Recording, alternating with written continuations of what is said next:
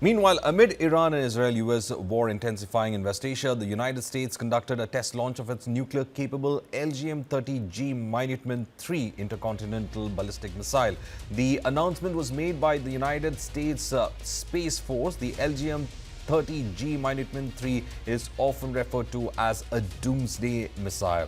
The missile is capable of delivering warheads up to 20 times more powerful than the atomic bomb dropped in Hiroshima. The missile was launched late on Tuesday night by the United States Air Force Global Strike Command from Vandenberg Space Force Base in California. The test missile, designated as GT-254, carried two test re-entry vehicles and traveled across the Pacific Ocean. The LGM-30G Minuteman III intercontinental ballistic missile forms a key component of the United States nuclear triad. It ensures the capability to launch nuclear weapons from land, sea and air. U.S. military officials say that the launch was conducted to evaluate the performance and reliability of the missile system.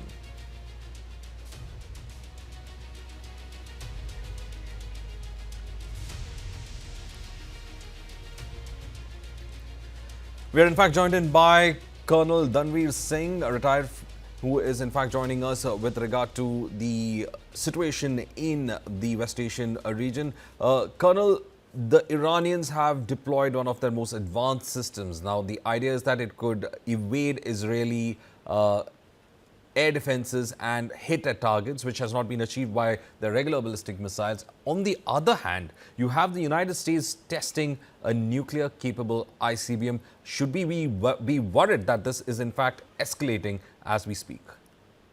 Yeah, this is escalating, and it can also be termed as saber rattling as far as Americans are concerned. Signaling, basically, it is strategic signaling, something akin to what Putin had done. If you remember, they had carried out the triad exercises.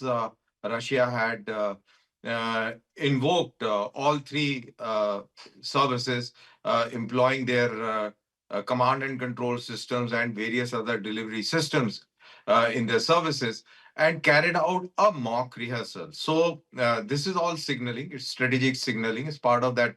It comes under that ambit. As far as Iran is concerned, that should be taken very, very seriously because Iran has the capability to touch 2,000 kilometers. And as you rightly said, this particular missile will be difficult to intercept. The reason being that it is proper type ballistic missile with intermediate range. It implies that it goes into exo-atmospheric space and then re-enters, and then it has got the re-entry capability. I'm not very sure whether it has got multi re-entry vehicles or not, but most likely it could have, because it's Chinese and the Russian technology that is there at display. So if that be so, then it becomes very, very difficult. Just to put things in perspective, once the warhead are deployed by the intercontinental or intermediate range ballistic missiles, the speed at which the warhead addresses the target or approaches the target is anywhere near to 20 Mach. 20 Mach means 20 times the speed of light. So at the terminal phase, if the ballistics involved are 20 times the speed of sound, you can very well imagine, and you can also understand that how difficult it is to intercept. Only way to intercept effectively is pre-launch, right at the time of launch, and before it crosses into the space. So, and as it re-enters, it becomes very, very difficult. It is not impossible, but it becomes nearly impossible. Colonel, one more thing that is in fact seen from this entire conflict is that ballistic missiles has been extensively used. Now, normal understanding of a ballistic missile was it was a missile that never was used with conventional warheads, though it has that capability. It was mostly, postured as a missile that would carry nuclear weapons, and that was what it was meant to. But used as a conventional weapon, how do you think that doctrine of change has happened? Because when we went to the books, we were always taught that ballistic missile means that it was meant for a nuclear weapon delivery. But that has changed with regard to Iran as such. And is it, if you look at the financials, is it worth using ballistic missiles only with a conventional warhead? See, very firstly, let's, for your viewers, a ballistic missile is a missile that takes a parabola path. It takes a parabola path. It is a high trajectory, high altitude, super high altitude weapon system. Uh, then we have cruise missiles, which are below 30 kilometers flying objects. This is the difference between the two. Cruise missile fly almost like an aircraft with a missile-like launch and a missile-like delivery. But as far as the traversing the path is concerned, is more like an aircraft or a drone. But a ballistic missile is very straight. It cannot change its course while in flight. But as I mentioned earlier, it is exo-endo atmospheric game. Yes, they are meant for strategic delivery.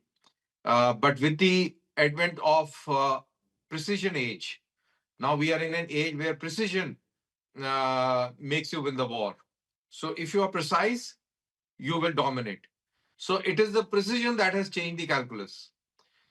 By precise targeting, you are basically nullifying the impact of a nuclear missile, or you are not nullifying, you are bringing down the risks of using a nuclear weapon, because there is a lot of space for maneuver uh, if when you have got precision ammunition, high precise missiles, when you have got hypersonic missiles, hypersonic glide missiles, you can pinpointedly target the communication network, target the silos, target the launchers, uh, all those things. And likewise, you can target shipping, you can target air bases and all very precisely. So you don't require a nuclear weapon. Nuclear weapon was required when precisions were not so good. So you just wanted to obliterate whatever was there. And then, of course, the larger idea was to carry out or to force the other person to carry out strategic restraint by showing fear. So all those aspects were there. So all those lines have been blurred. Now the second part of your question is it worth it? Well, as you would have read in media reports, that Americans are finding uh, their war industry difficult to cope with the way the expenditure of Patriot missiles is taking place. One missile is costing around some 6 million rupees, while the drones that are targeting various targets are far cheaper. So economically, absolutely, it is not viable. But now, when now putting things in perspective, like America has saber rattled, but let me tell you, when these powers are doing this saber rattling, there is always an element of its real exercise as well, because I have read old military histories when it was in Vietnam, when it was in Korean War, that nuclear options were thought of. Falkland War, the Britishers also had a contingency plan to do with nuclear missiles and weapons.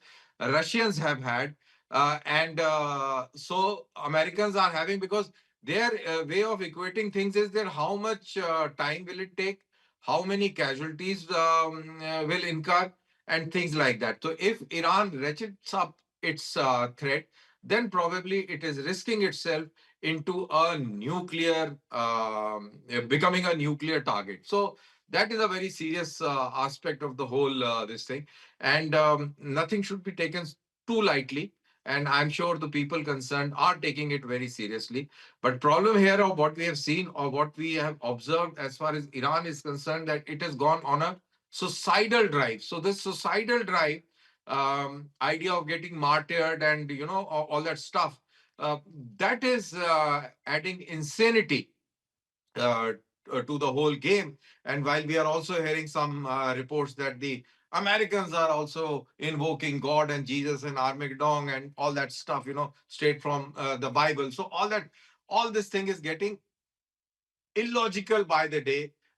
So when things get illogical and mystical, then probably we are heading for tough times and bad days ahead.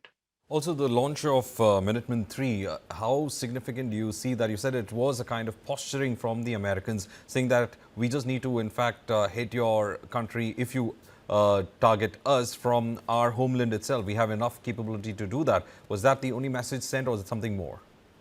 Yeah, it is a huge message. And I'm telling you, if the US assets are targeted, don't be surprised that they use this Minuteman.